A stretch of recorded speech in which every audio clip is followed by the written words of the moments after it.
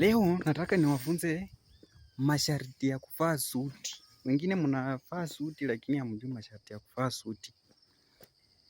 Suti haitaki hizi vitu ngapi? 4.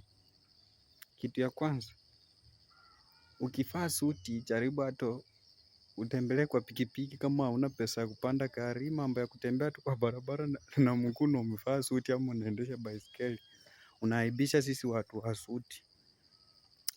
Kitu ya pili, suti kama umevaa suti na umeenda kwa ugeni, ukikula lazima ujipatie kwa heshima. Si ati unakula mpaka unapepena mifupa, unakula mifupa ya kuku ama nyama. Kula tu ubakishe hata kanyama kwa mfupa. Hiyo ndo masharti ya suti. Masharti ingine ya suti, ukivaa suti usifanye kazi uanze kusweti ama kutoa harufu mbaya ya huko nyuma, kupumulia nyuma na uko na suti. Hiyo si mzuri.